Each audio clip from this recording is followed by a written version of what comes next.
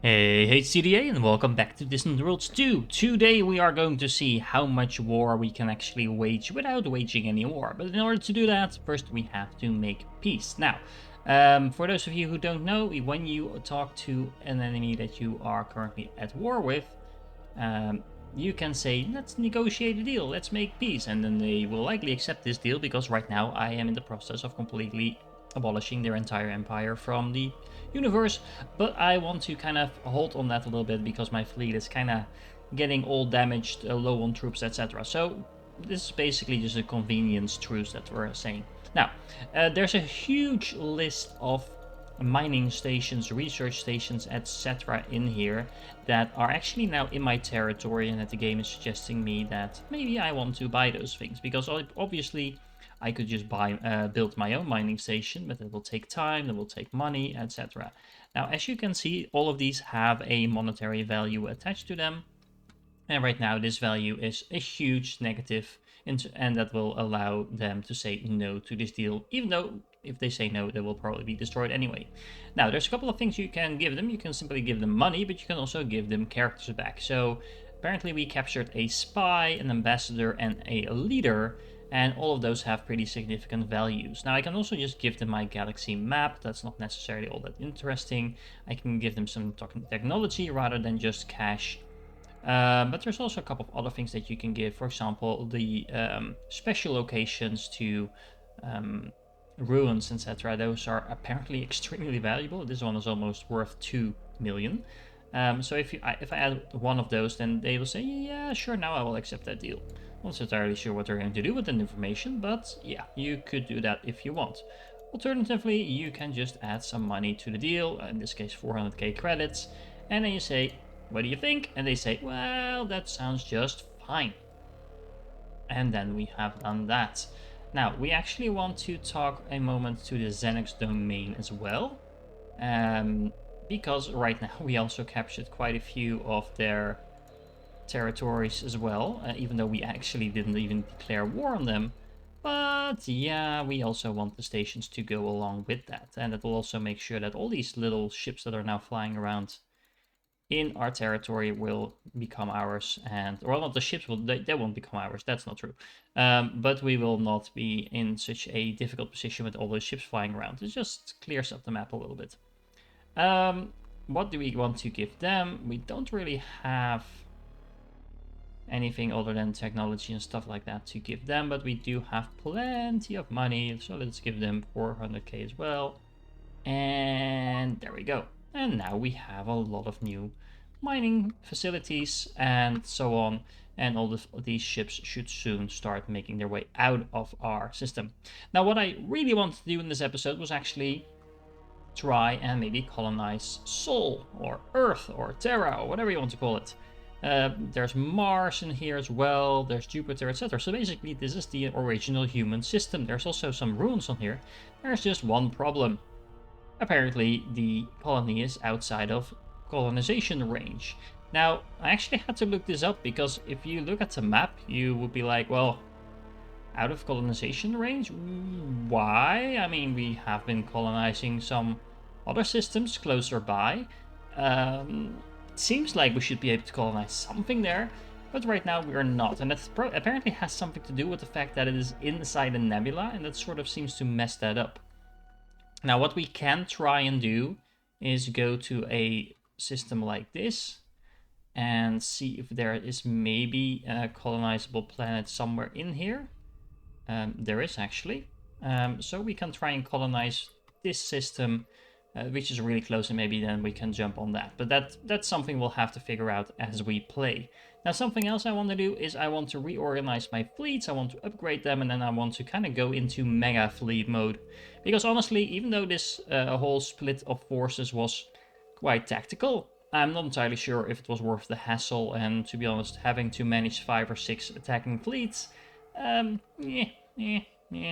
not really the biggest thing I want to do. And to be honest, we actually noticed that some of the fleets were getting close to the same size that our enemies' fleets were as well. So that is something to take into account. I'm gonna go reorganize my fleets, and then we'll meet back right here. So we've actually seen a few times that we had warnings about the Hive. destroying certain planets, capturing ships, etc. But right now, the Clan of Superiority, which is the pirate faction, has been bothering us since pretty much the start of the game. A pretty highly advanced pirate faction, to be exact, is now giving us an urgent warning.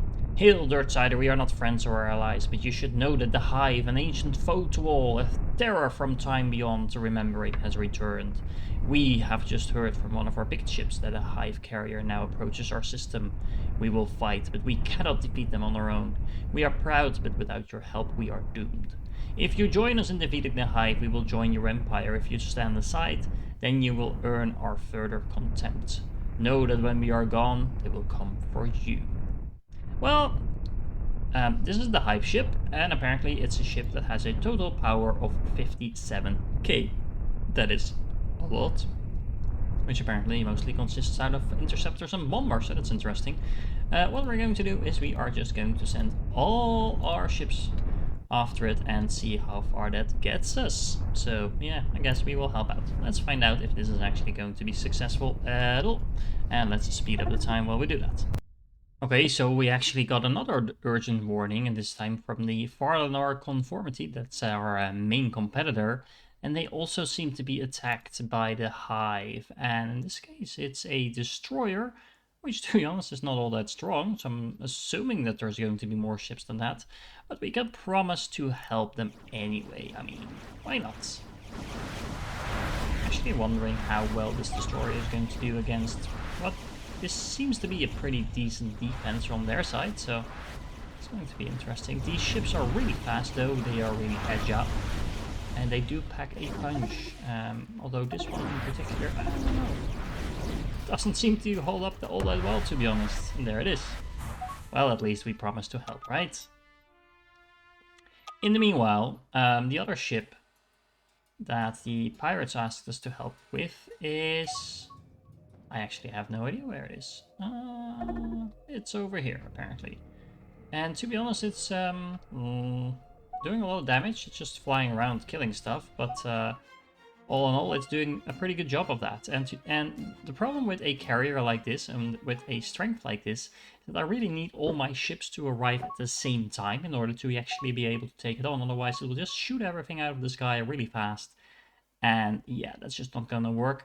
Especially since this is just one ship, so even if I have a fleet of similar power, it's just going to shoot down my ships one by one. Well, I actually have to take out the entire ship before it starts shooting. So halfway into the fight, half my fleet will be down, while this ship is still flying around, firing at full power. So that's really not going to work.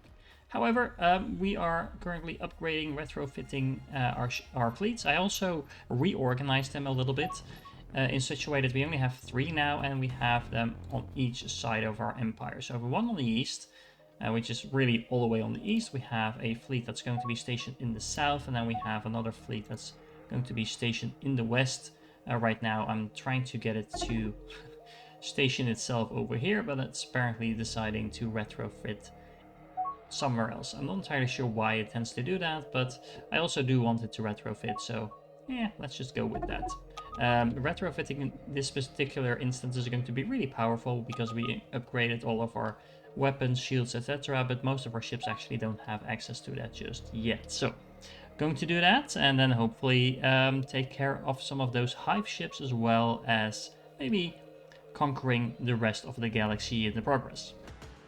Well, it took me forever to get my ships to actually go to attack the Hive carrier, but they are now, and it seems they're winning. The ship is actually trying to jump away, so I really hope it doesn't actually get that far, but it doesn't seem like it will. And there we go, we took down a Hive ship. Now, this was one of the strongest ships. The Hive actually does have more ships, as you can see.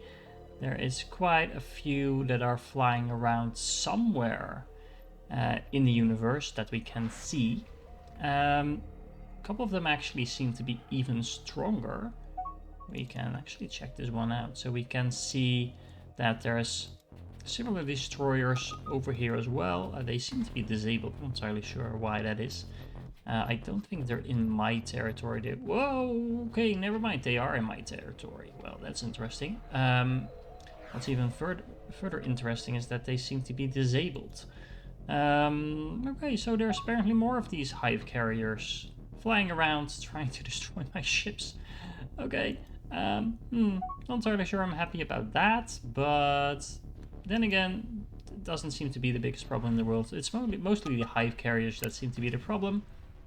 That said, I do now have a couple of defense fleets that are, well, doing that, exactly that, defending. So what we could do, there's actually two of them here, interesting. Let's go prepare and attack that one, and then the other fleet can do the exact same thing. You are attacking the Immortal Legacy, so you are going to go and try and prepare to attack the Implacable Chaos.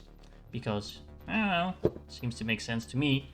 So these two attack fleets, or sorry, defense fleets, are going to fly around chasing after that. They should have too much of an issue with that, considering how easily I took down the other ship. And that leaves the main attack fleets that we by now have actually been able to retrofit.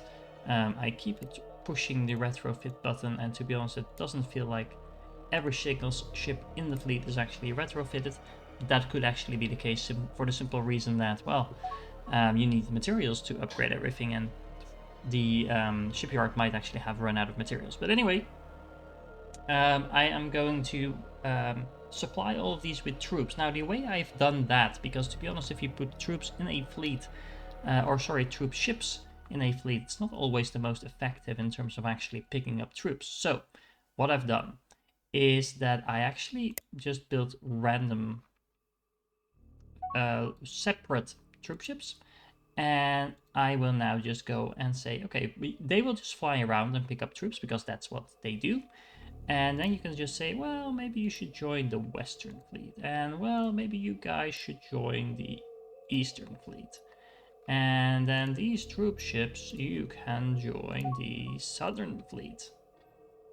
And well, as you can see, these are still pretty empty, so we'll just leave those flying around a little bit longer. And now we suddenly have a pretty decent troop count in each of these attack fleets. And that should allow us to go and capture quite a few planets once we get around to it. Now, I am just going to retrofit them a little bit more and actually give those troop ships a moment to fly to the attack fleets, and then let's go and wage some more war. Well, as you can see, these hive ships are no match for my fleets now. To be honest, even though they seem to be quite heavily defended in terms of how much strength they had, they are really going down like flies. So that part is working like intended. Now we actually need to go and capture some empires. Okay, now I have several fleets of way too large size. So what I'm actually going to do now is just basically work my way both on the west side as well on the south side as on the east side. Well, maybe I'm just gonna hold off on attacking my largest enemy, which is the Fardanar Conformity. But other than that, I'm just going to basically clean up all the systems that are in my way and basically move down the map. I'm actually going to try to do that without declaring war, so let's see how far that will actually get me.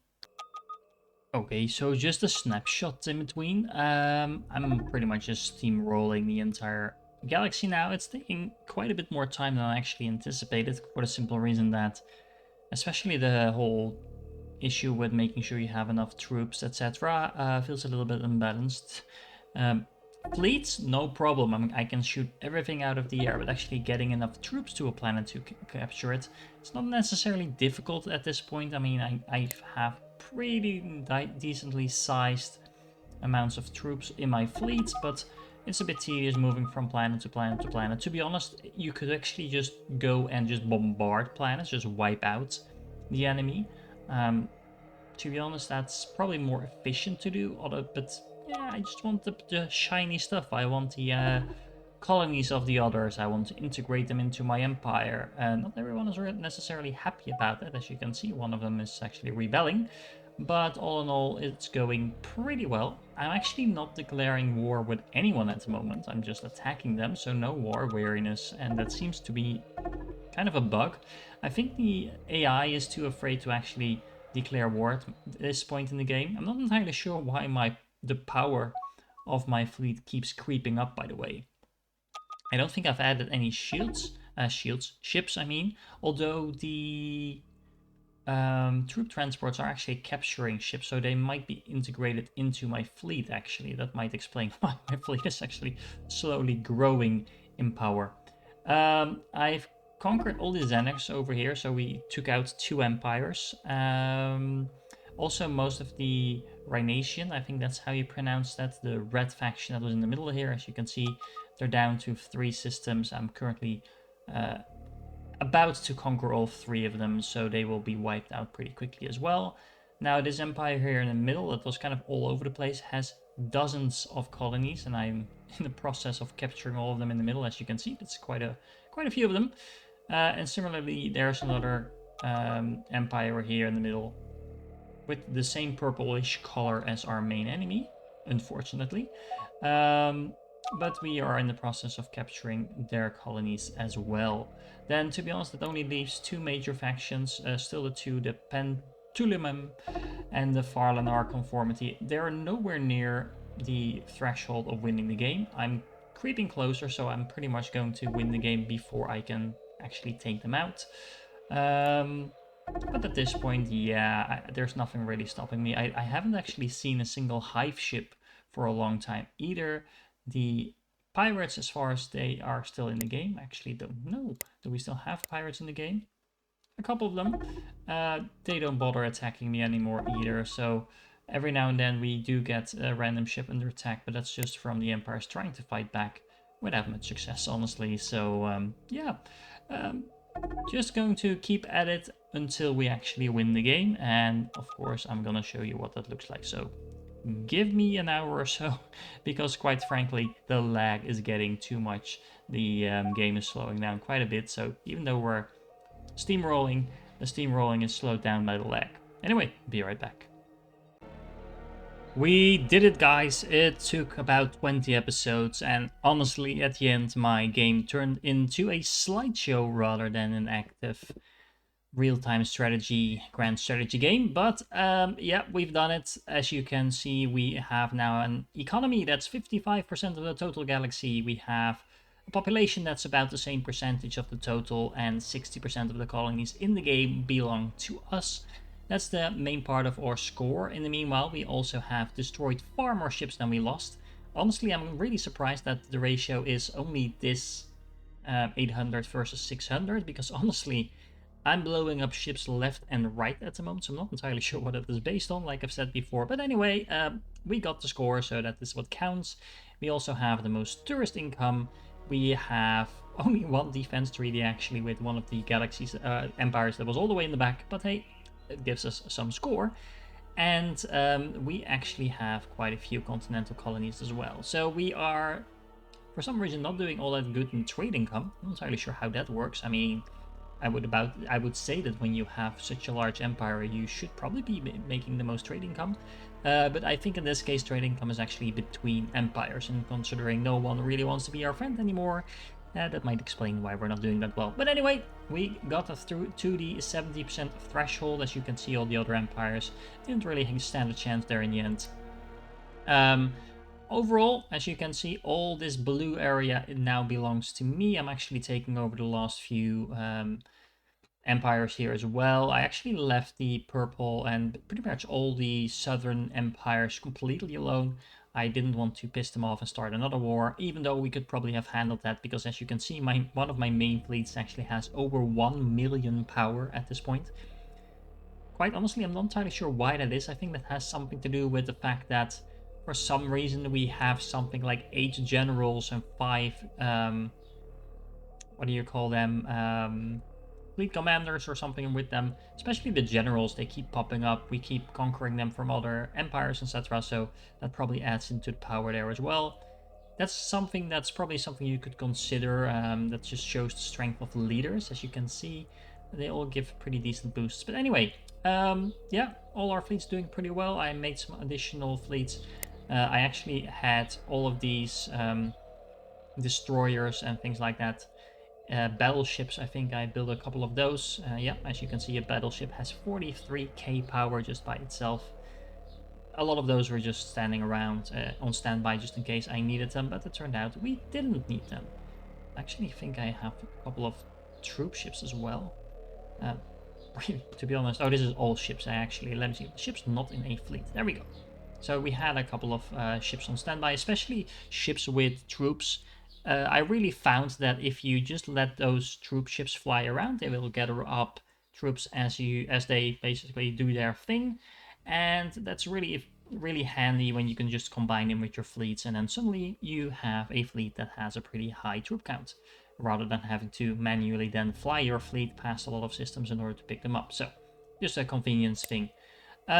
You have achieved victory by reaching the victory threshold of 70%. So, all in all, I had a lot of fun with this playthrough, with the only downside being that near the end it became a little bit slow, but other than that, really cool.